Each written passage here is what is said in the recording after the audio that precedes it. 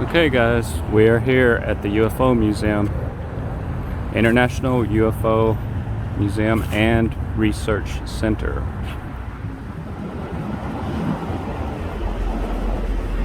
What is it they're researching?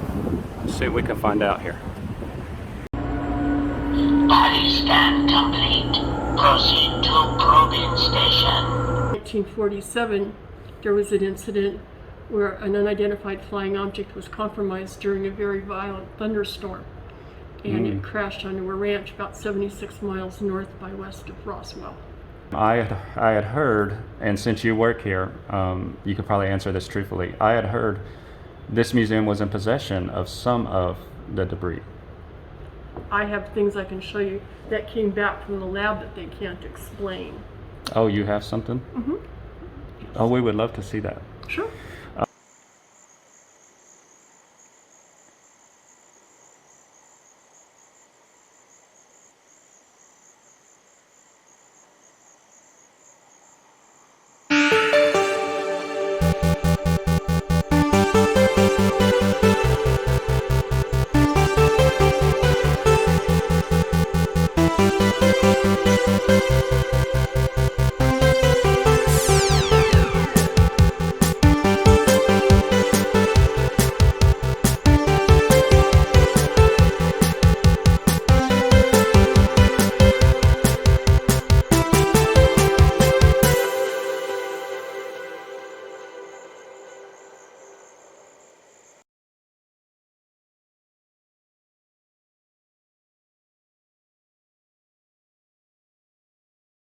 July 1947.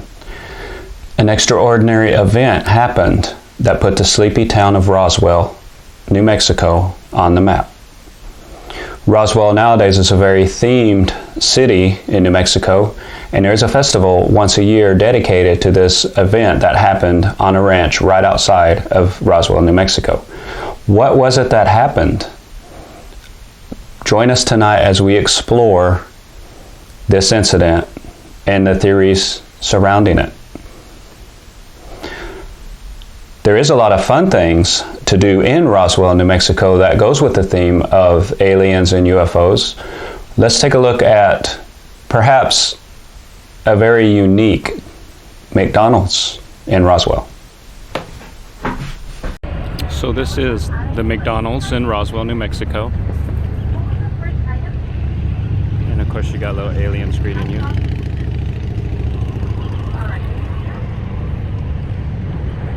And it is shaped like a UFO, guys. There you go. I'm told it's really pretty at night, but it is a UFO-shaped McDonald's. There it is. They put a lot of thought into the design, so it's pretty cool. Here's what it looks like on the backside. I hope it's not too windy for you guys. He seemingly is pointing up to something, but I like the way they use the blue rock to make it look like a stream, like water. This is all of the playground on this side. So there's really nothing to see here but other aliens like that. He's just standing there chilling. He looks confused, like he doesn't know what's going on.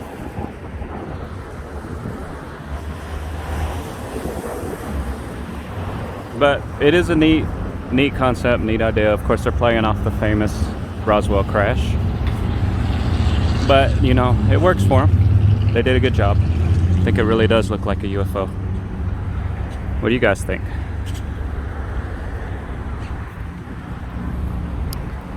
What I thought was interesting, it's a shame they have to do this, but look at how they got this alien locked so that nobody can steal it. But they do have a place for a cup where he's holding a McDonald's drink. Chilling at McDonald's, guys. There we go. This is the inside of the UFO.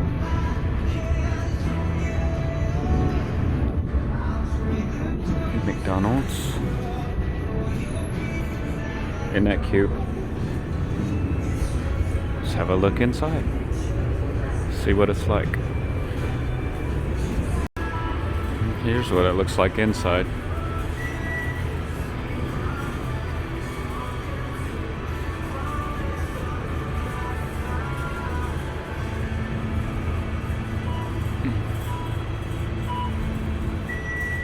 Grimace. There's your just a little tour of one of the fun places to visit while in Roswell, guys.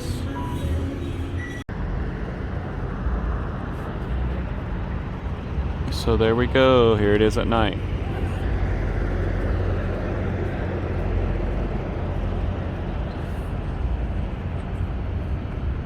Here it is at night, guys.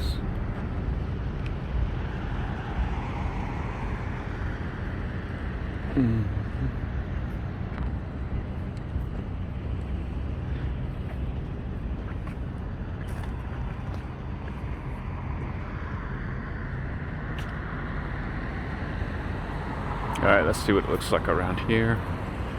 It just goes up and up and up.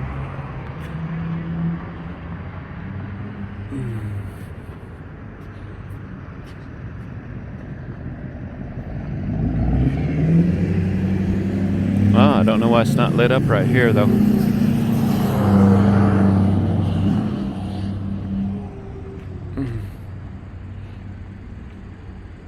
It's on top, that's why.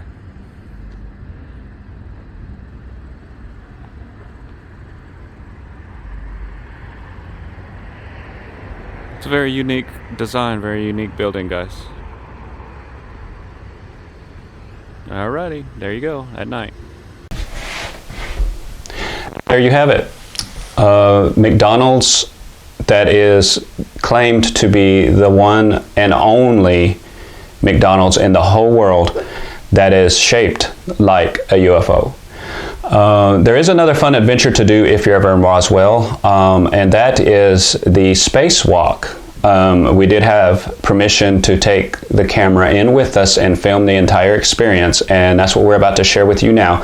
This is a blacklight adventure in which you get teleported by being beamed up into a UFO, and you are abducted basically.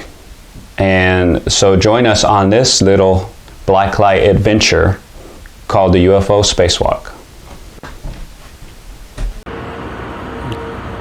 Okay, here we go.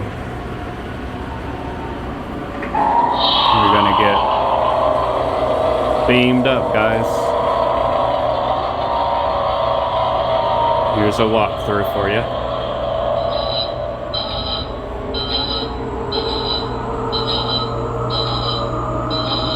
You really can't tell, but it's really cool. Video doesn't do this justice. Like, it's really cool. Body scan complete. Proceed to probing station. Proceed to probing station. Okay.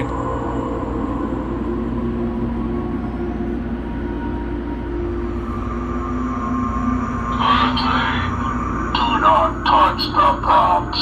Stay on the footprints. Stay on the footprints. Follow the footprints. It says, whoa, guys, check it out.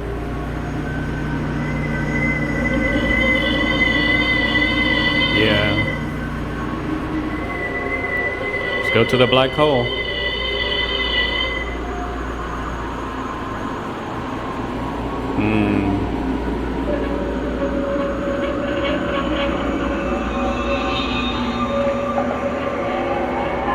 Whoa. These planets all look three-dimensional, guys. Can't tell from the video, but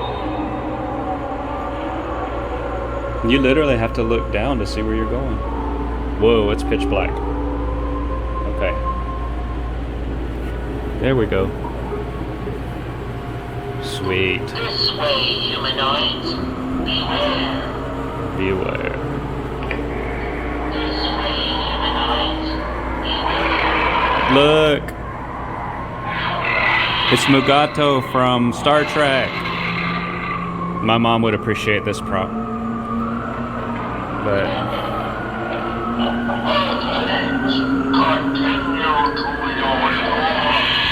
continue to your doom, it said.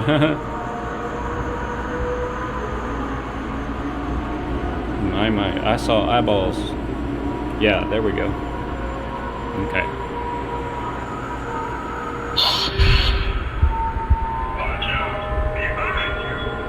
Behind you.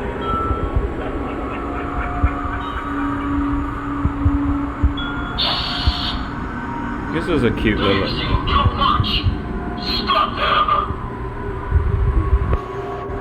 Okay. Spooky.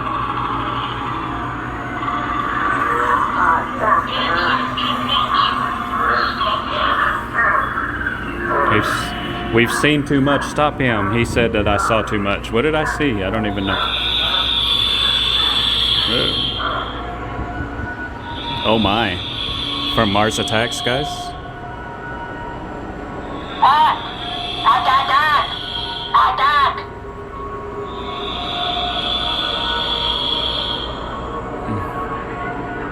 Okay. You've made it this time, but we have our eye on you. You've made it this time, but we have our eye on you. You've made it this time, but And that's the walkthrough.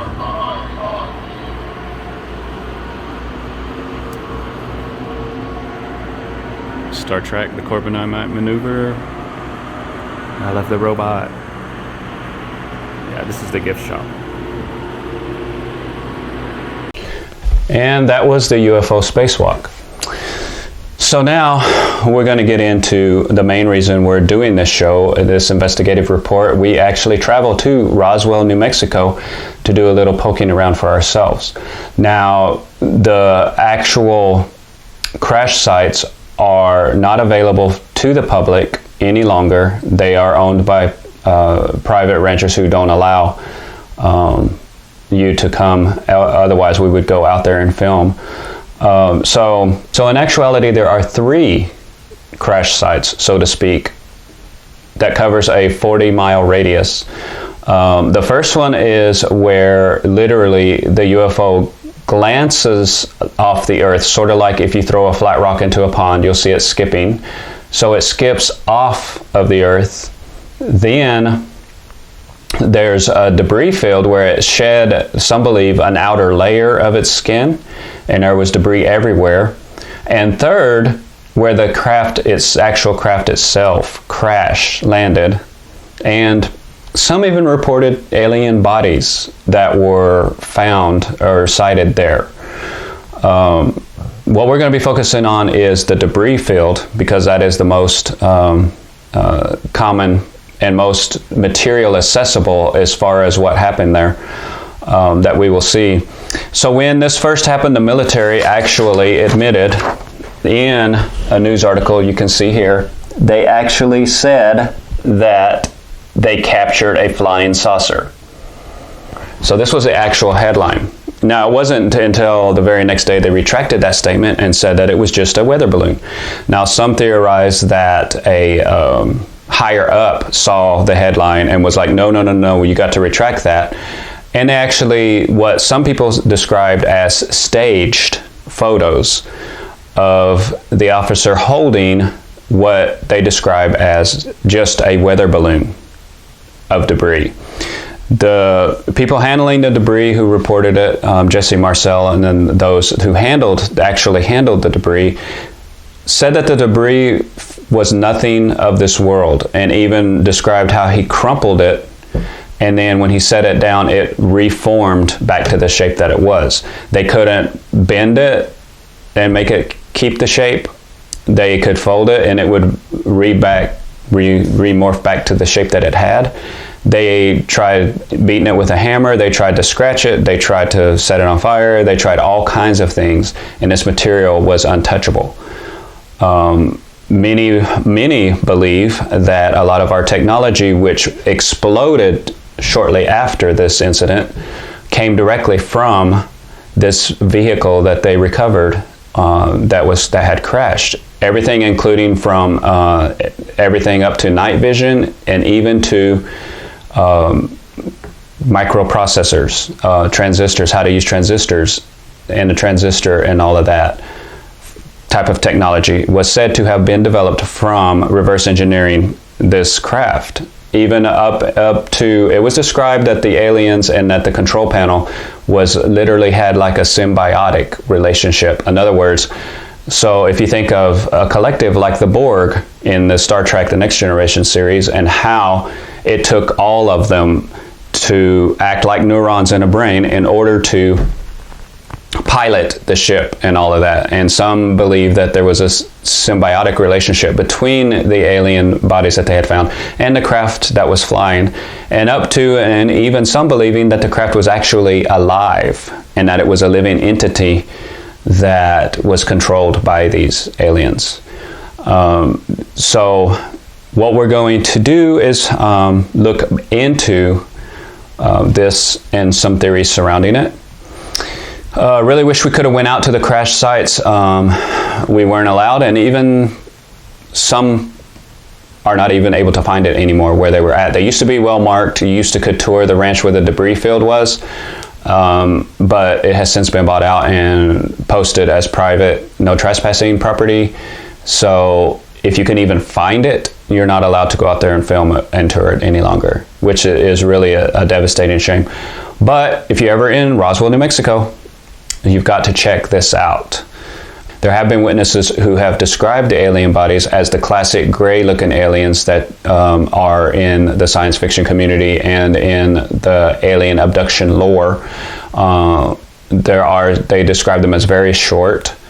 The military has since said that the debris was actually a balloon of weather type, balloon type scenario, but it was used for surveillance purposes, and that the bodies that they seen was simply crash dummies that they were using to test equipment for skydiving and such, parachuting, and for the paratroopers and stuff like this. Now, the thing about it is, if there was, although they deny that they had come across any alien bodies, then U.S. military, why do you even need to address it? Why do you need to tell us that, oh, what you saw was these test dummies that we threw out of airplanes to do skydiving tests with? Why do you even need to explain, come up with an explanation, period, if you deny that entities such as this were found? Why do you even need to address it? Why not just blow it off and not say a thing? Why do you have to come up with an excuse that, oh, you saw this? No. So if somebody drove by my property, I do have some classic cars sitting here, and they saw my black Trans Am. I have a classic Trans Am. If somebody drove by my property and said, oh, you know what, I saw on his property, I saw a black, because my Trans Am's black, I saw a really nice black Ferrari. Do you think I'm going to go back behind their back or go behind them and say, oh no, you saw a classic Trans Am? No. Why do I even need to address it? If that's what you think you saw, hey, I own a Ferrari, I guess. So the thing about it is, when you address something to try to give an explanation, you validate the other person's claims by simply addressing it and trying to come up with an explanation when there is no need for one. So, did they actually find or come across alien bodies out there with a crashed craft? Well, there is evidence that there was a debris field for sure, which would have been the second crash site. The first one is just a bruise on the ground, which is said to contain high radiation levels where the craft bounced off. And the third one, with the actual craft and bodies, there's really no definitive proof other than eyewitness reports, because the military did, even if they came across something like that, would do a massive cover-up, because they think we are just not ready to disseminate this kind of information. And they believe it would cause mass hysteria or mass panic, because what are these beings here for? Why are they coming to see us?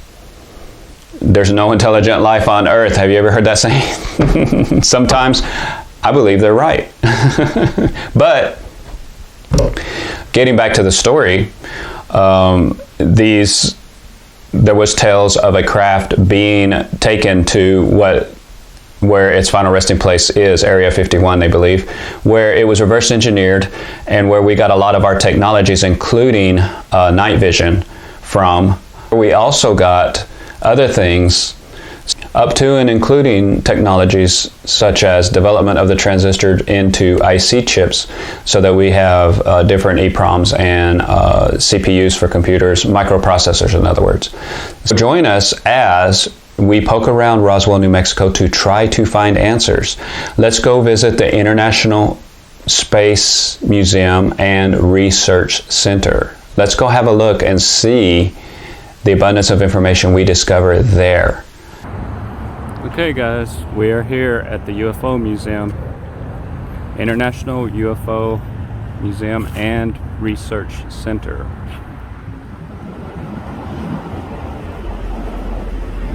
What is it they're researching? Let's see what we can find out here. Welcome to the Roswell International UFO Museum. This is what you're greeted with when you first walk in. So it simulates the crash. There was 3 crash sites. One where the UFO hit and bounced off, turning the sand to glass. Another was a debris field where that's the one you hear about all the time. And then one where the saucer actually crashed and supposedly found alien life forms too. Here we are entering the museum. Now this is a mock-up of the crash site, guys. I think there was much more debris than what's shown here. This shows a more intact craft, but I believe that it was a debris field, so you really couldn't see, no. From what I understand, we're gonna get an interview set up as we speak with somebody to talk about the crash site. This is what the equipment would have looked like back then. This is their technology from back then. This happened in July of 1947. And this is what they had to work with, guys. They didn't have iPhones, they didn't have Androids, they didn't have computers. Yeah. Okay, and what was your name and position here? My name is Beth Wiegand, and everybody pretty much does everything, but if you go looking for me, you'll usually find me up at greeters. And this museum was started in 1991, correct? The museum itself, yeah, we've been here since 97. Okay. And could you briefly, for the viewers, could you briefly let us know why we even know about Roswell? Aside from the fact I believe there was a military base here at one time. Aside from that, what is it? Why do we know Roswell? Well, it wasn't just any military base. It was state-of-the-art, designed for logistics. Our base is still one of the few bases.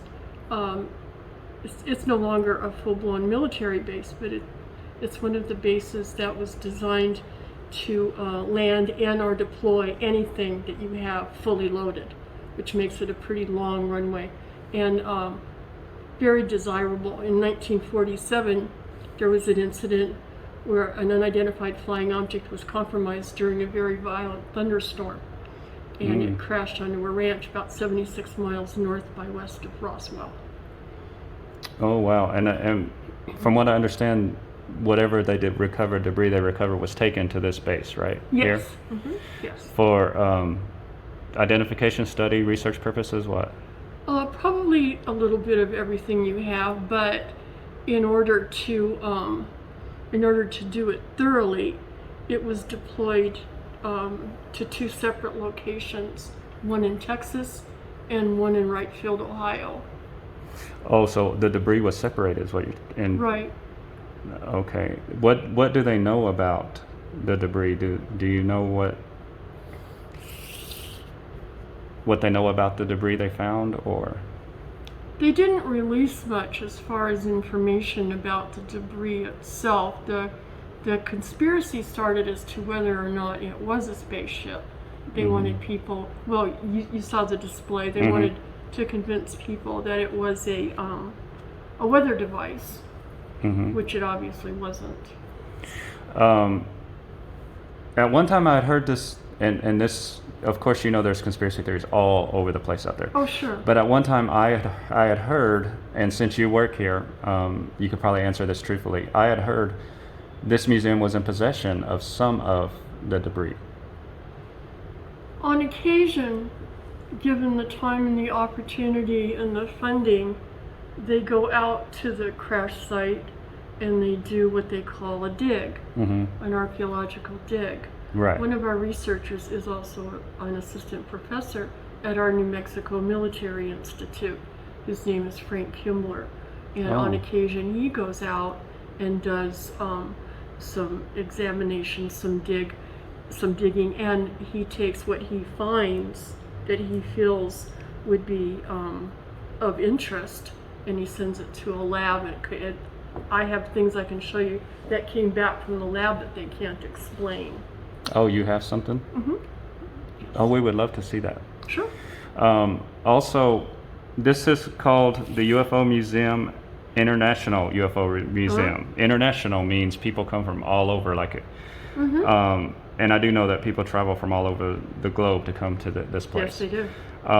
But it's also called International UFO Museum and Research Center, or UFO Museum Research Center is what it's called. Right. So what's the research part of this museum? What is? Well, this library that we're sitting in, there's not another one like it in the whole world.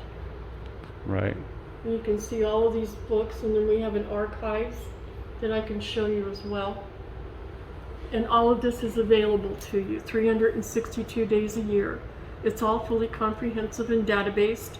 Everything is cataloged in using the Dewey Decimal System so that we can access the information for you.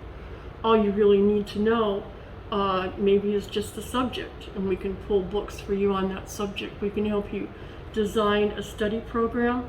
We can help you individually. We can help you as a group.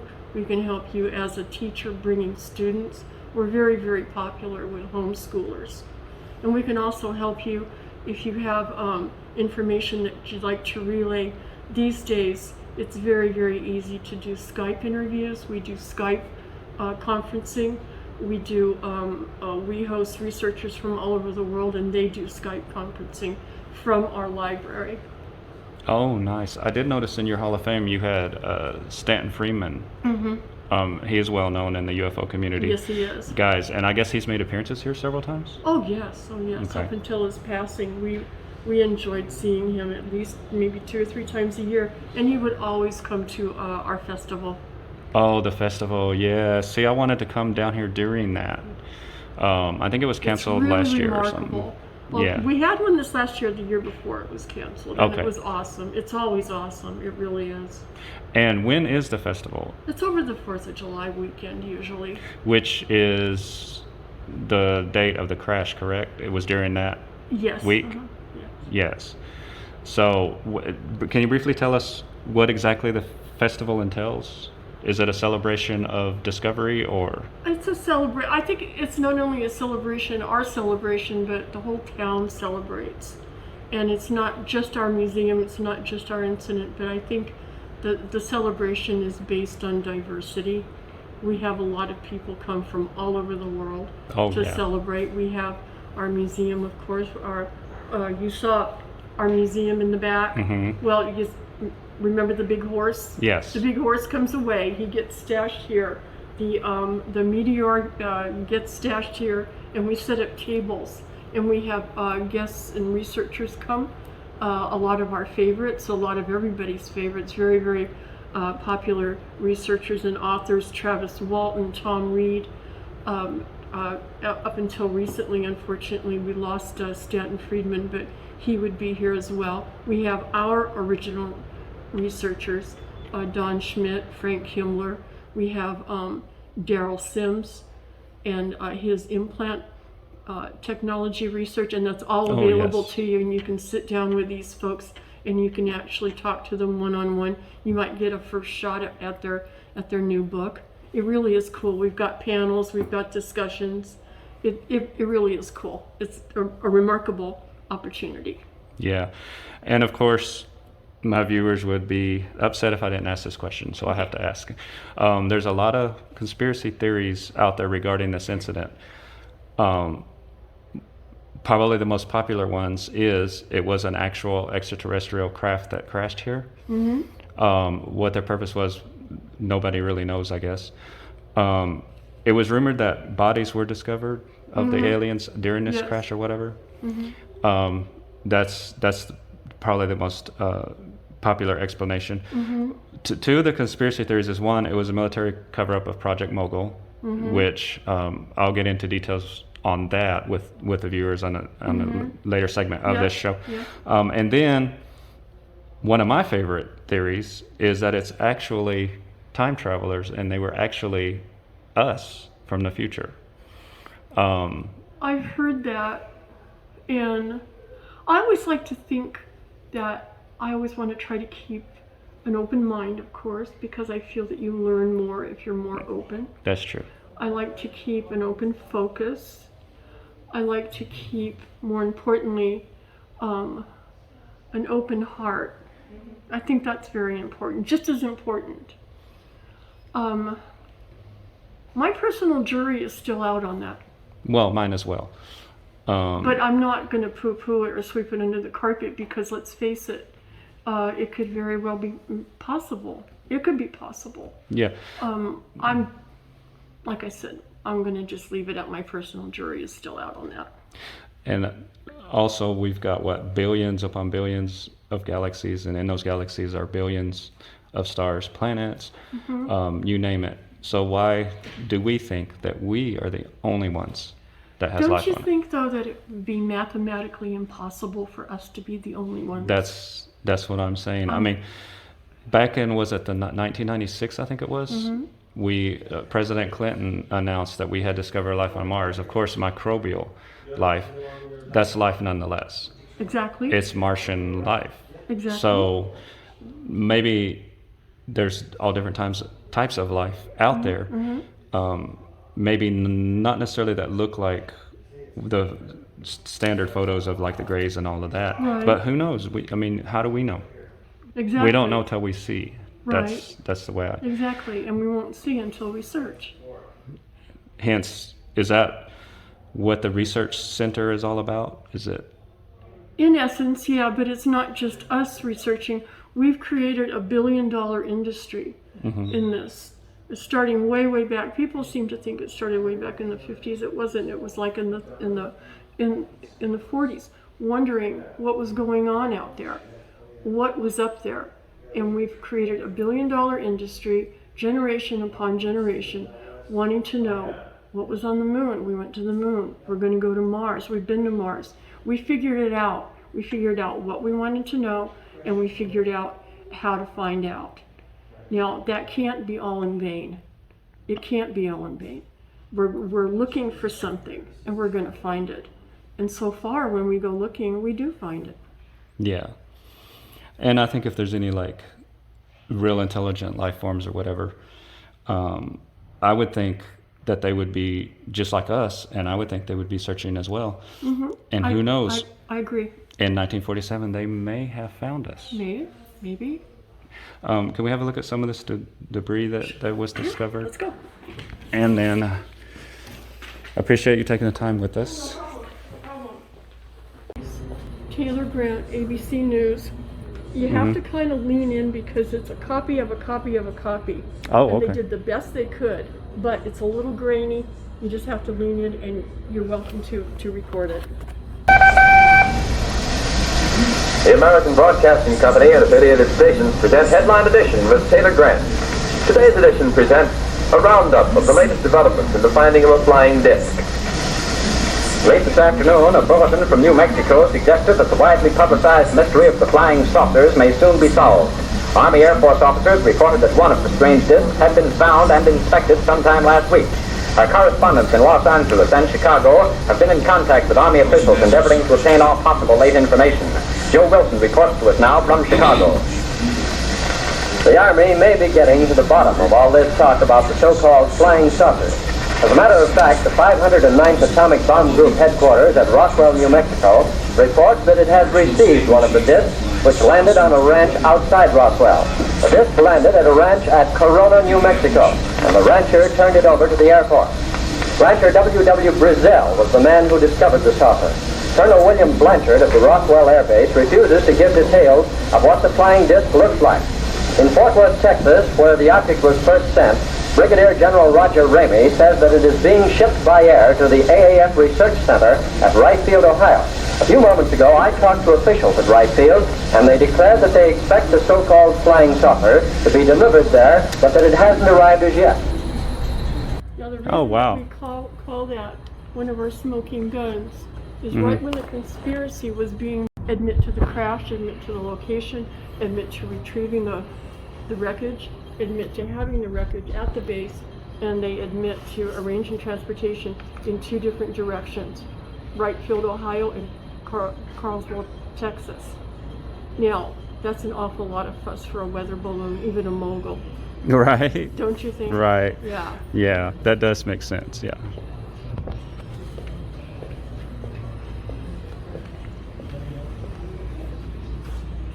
And that is the beginning of a documentary, a 22-minute documentary. Oh, yeah. Stanton Friedman interviews the original witnesses. Oh, wow. And you're welcome to record that as well.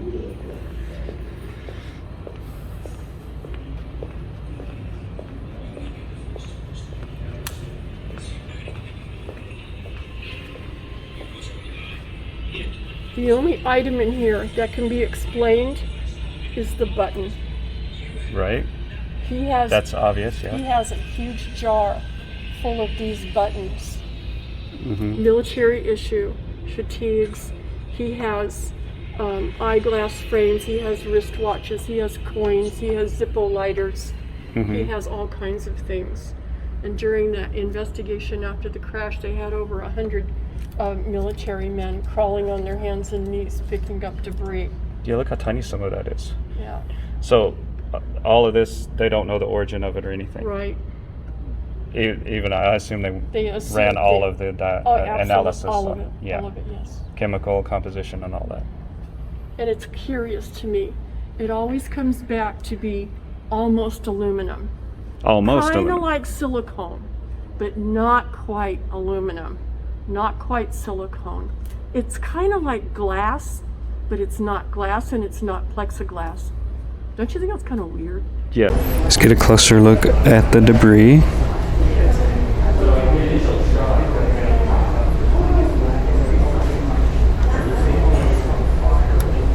You can see that's not on to focus. Okay. Let's try this. See something with me. It's really important. I never saw Close Encounters or even thought of it. So the only one they can identify is the button. If I thought of it as science fiction, Everything else, so many drives out to they don't know what it is. hoping to find actually have a UFO sighting, which I, by the way, I've never had a UFO sighting. The one person that perhaps deserves a UFO sighting, it hasn't happened yet for me. You know, it's just a natural disaster, man. You're wrong for wrong. But I had caught They're on the plastic stuff. Give you a little bit closer look. It's got there.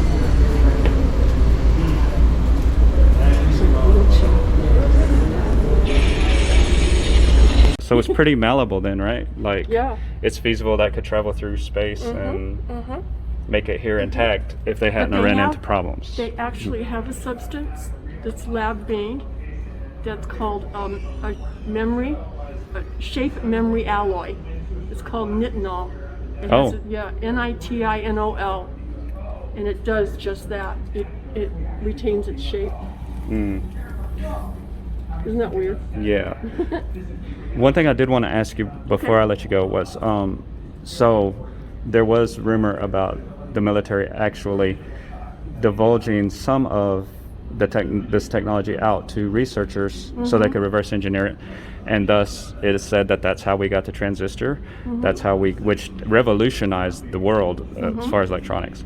Actually, we're able to video and talk to you and share the video with others because of the invention of the transistor. So, and also night vision was said to have come directly from this Laser crash technology. and stuff like that. Yeah. What's your opinion on that? Do you think that actually happened, or I know I if we actually do, because it had to come from somewhere. We haven't. and that's the thing that people are saying, like it had to come from somewhere, but it was just boom all at once. It wasn't like Exactly. they were researching it for years. It just appeared. Like all of this awesome technology appeared all at once. Right, exactly. And don't you think it's kind of curious that it all happened over not like a period of, 10, 15, 20 years, but it was like right now. Yeah. And was all used. It wasn't like they came across it and said, well, what do we do with it now? They not only knew what they had, they knew what to do with it. Yes, exactly. They released it as the technology that it is to be used as it's being used. Right, exactly. And they've even brought it forward. Remember when you needed 2 rooms to have a computer? Mm-hmm. Well, now you've got one in your hand. Exactly. That's all this You've is. got one. I know so many people that have one on their wrist. Mm-hmm. Yeah, that's all a cell phone is, guys. It's literally a computer. Well, nowadays it's smartphones, that is. I'm talking about smartphones. Right. Literally a computer that can make calls. That's literally what it is. Exactly. And it has so much computing power than the ones that took up 2 rooms. Exactly. More computing power than the lander that took our astronauts to the moon. Exactly. So, anyways, okay, well, we would like to thank you for talking to us and sharing your knowledge. Always a pleasure. Thank you for your interest. And we really appreciate. Yes, I love your museum, and we do appreciate Roswell, New Mexico, and getting to visit. You guys are very, very, very welcoming. I visited the visitor center. They were very nice and showed me how to get around to see the different sites here. But thank you for your time, and we appreciate it. Come back to the library with me, and okay. I'll get you an adult packet. All right, sounds good. Really, really.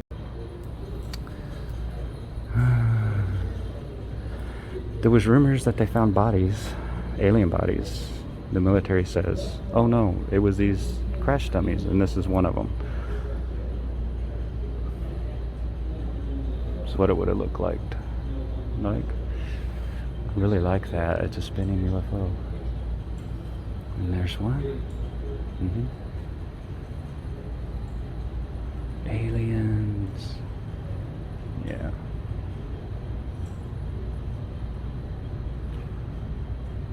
This design was for the TV show Making Monsters on Travel Channel. UFO is 12 foot in diameter, weighs 800 pounds. Took 1 week to design. Really? Wow. How could these little guys fit in that? These big guys. Yeah. All right. I'll show you guys some other stuff as we go. So this is what it's said the actual craft to have looked like. Maybe not as shiny, but that shape. So it's kind of wing shaped. Isn't it ironic that it resembles the Aurora project? If you're not familiar with that. So did they have the Aurora way back then, or did this inspire Aurora, that aircraft? Well then, something to ponder, isn't it? And here's another model of what the actual craft supposedly looked like, based on eyewitness testimony who actually was there to help gather the pieces and actually gather the aircraft. And these are former military who started talking. So, and this here is a mock-up of one of the alien bodies they supposedly found at the crash site.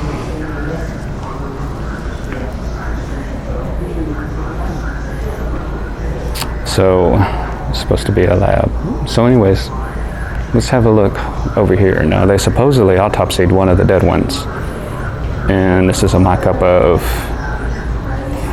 the one of the dead ones they supposedly had autopsied. Also, it's interesting, if you'll see down below, the actual newspaper. Look at the headline on this newspaper, guys. General Ramsey empties Roswell saucer. This was in the newspaper. General Ramsey empties Roswell saucer. Of course, military started doing cover-ups, so none of this actually happened, they say. But you never know, do you? Welcome to the research center, guys. This has all kinds of documentation for whatever you might be looking for.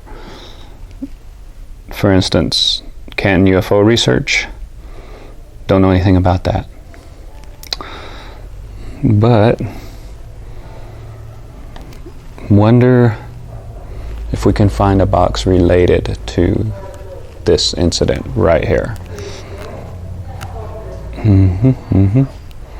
Let's look through all of these and see what we can find. These are actual documents that you are allowed to access. Probably get copies of if you want. But it's just a wealth of information, guys. I mean, they really went all out here. Here's NASA contractor reports. Nice. There's a NASA thesaurus. So, look at all this information. Free to the public if you come up here to the International UFO Space Museum. Let's see.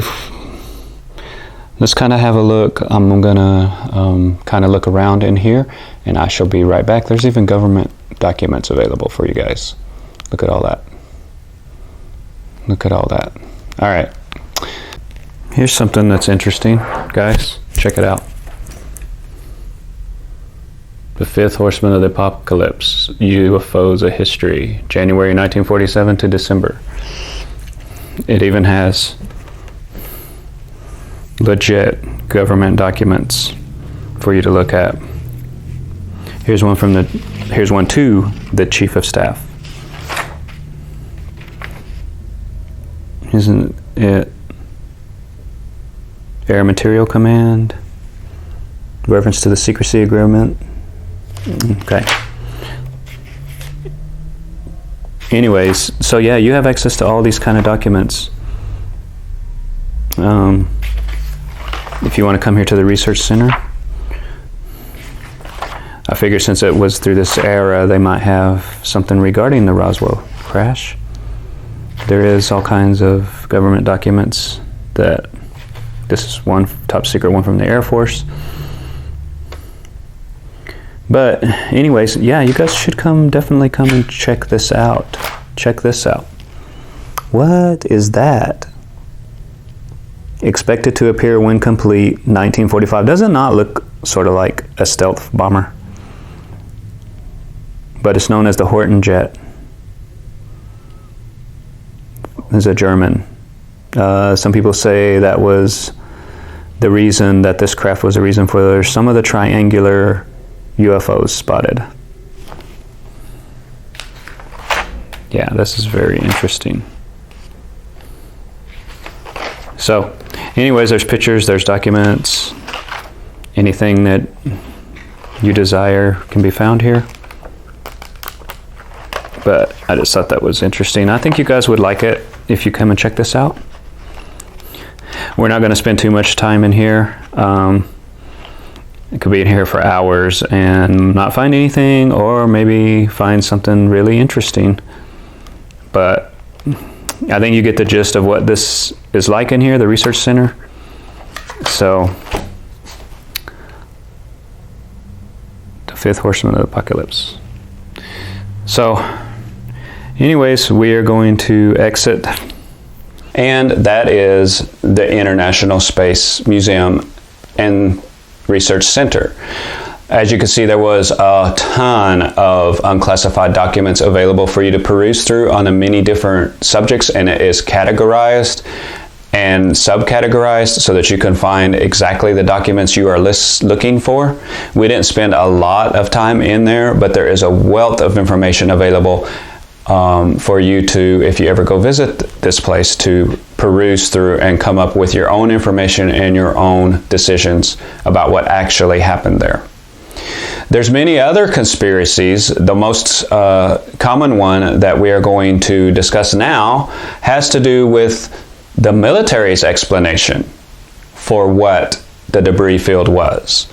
Join us as we go interview the mad scientist as he talks to us a little bit more about the Roswell incident and the military's explanation for what was found there. Okay, we're with the mad scientist. What's up? What's happening? And we are here to basically get some insight from him onto the Project Mogul that was the military had going on back in the 40s. The start of, well, it was pre-40s, right? Or when did it actually start? It started before the 40s. It was during World War II. And I don't remember exactly what time in World War II, but it was a project to, it originally started out as to identify other submarines and boats in the ocean. It originally started as a way to monitor the oceans. This is how the government wanted to look at things. They wanted to catch submarines. They wanted to catch anything that could be a possible threat to the United States. And they wanted an advantage over every other country. And what they were doing would have given them that. And who's to say they haven't already done it anyway? But basically, that's it in a nutshell. They wanted to get a tactical advantage over every other country we were at war with, or any country that we may be at war with in the oceans, to discover who was there, what they were doing. And it switched to saving lives in the midst of that. So that's how it worked. So how would it save lives?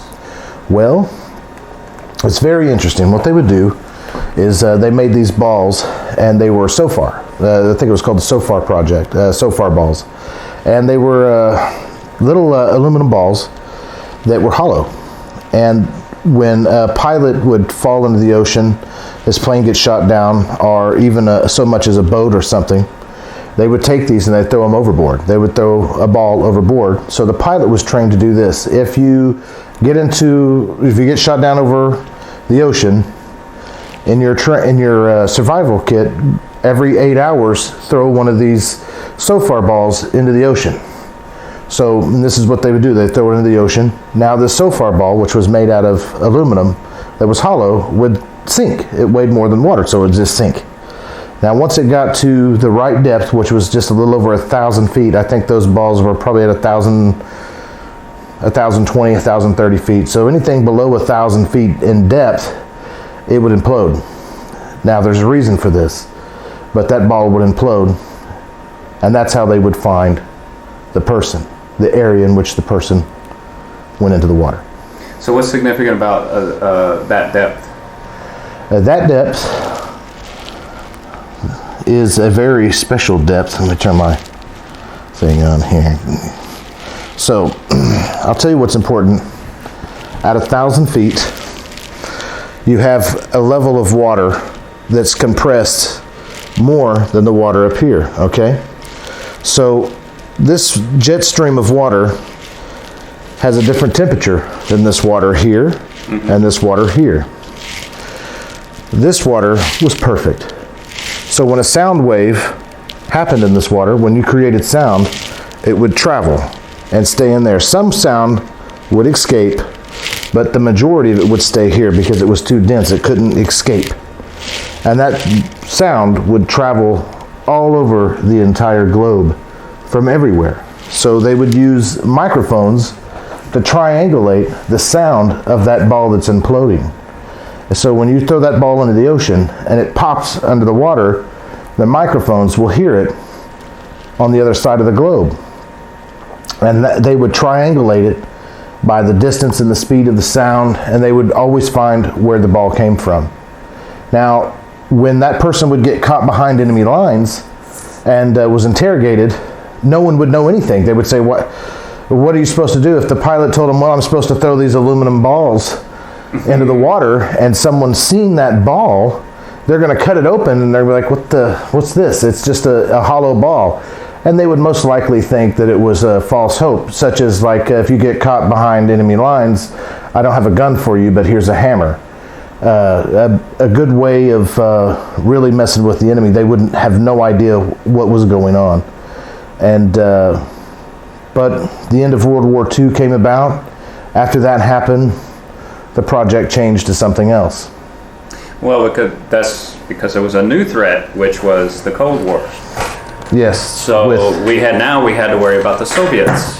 So the project kind of morphed into something else. What was that? The threat of nuclear weapons. They wanted to find out where they were testing weapons at, bombs, big explosions.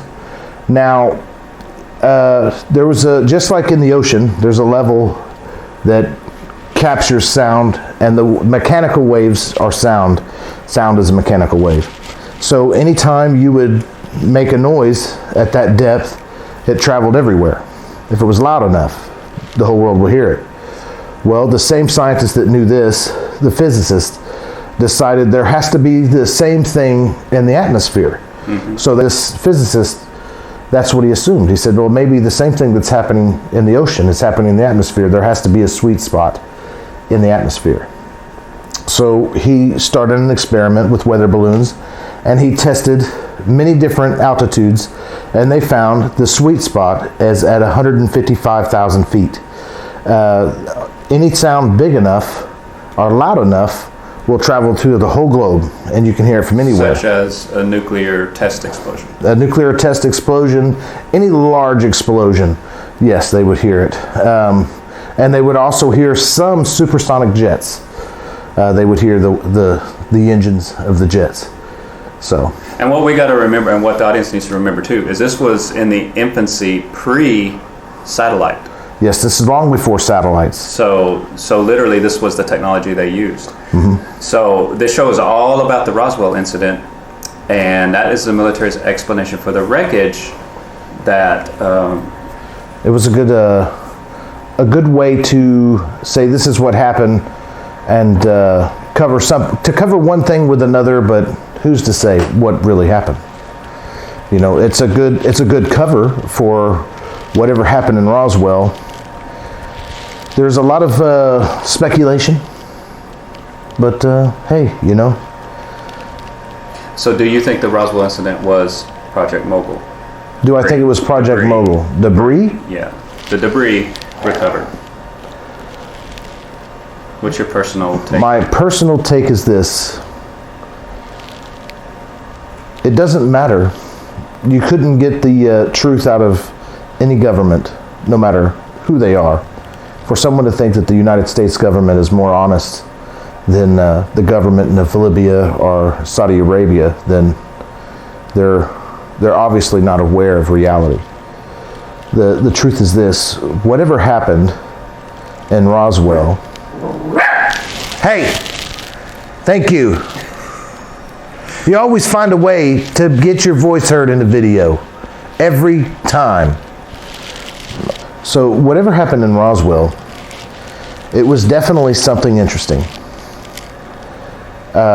Do I believe that it was a crashed alien ship or a weather balloon? I don't think that it was an alien ship, but I do think it was probably some technology that the government didn't want anybody to know about. Could it have been Project Mogul? It could have been, but it could have been a whole nother slew of projects that they've done. Project Mogul was probably one of the most simplest projects that they had. What they got that idea from, or what they've brought from that, extends into a lot of aspects of our reality today, our technology, the things that you use every day when you make a phone call, the internet. A lot of things stem from small, simple, scientific discoveries of that nature then. So who's to say what happened in Roswell? It could have been some other government's technology that they were flying over our country. Was it an alien ship?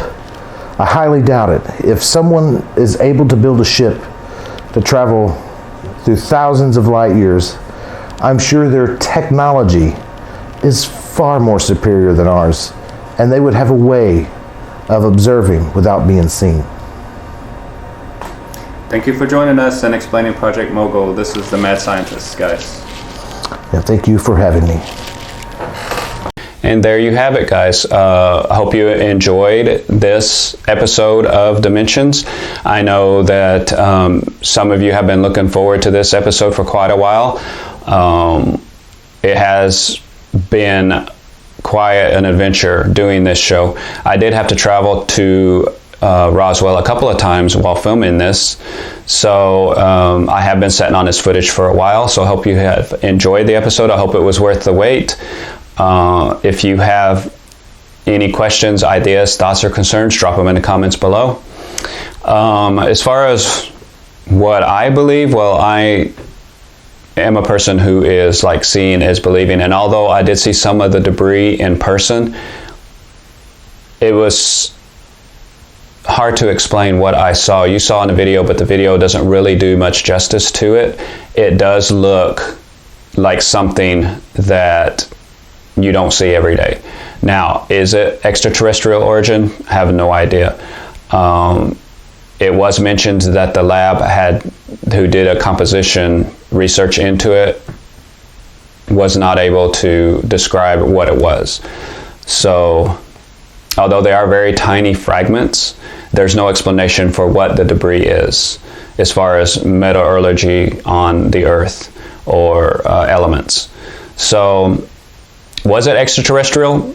Who knows? Was it time travel? Was it us in the future? That's a possibility too. They could have traveled interdimensionally and came back, but why did they come back to 1947? What happened that they needed to come back to 1947? Was we visited in 1947 by extraterrestrials? Don't know. My favorite theory in all of the mix is definitely us time traveling from the future. Time travel I've been a big, huge fan of time travel. I've done studies on it. We will have a show pretty soon on that topic. So I hope you stay tuned and watch further episodes of Dimensions. Thank you for joining us tonight. And let us know any comments, thoughts, questions, concerns down below. See you next time.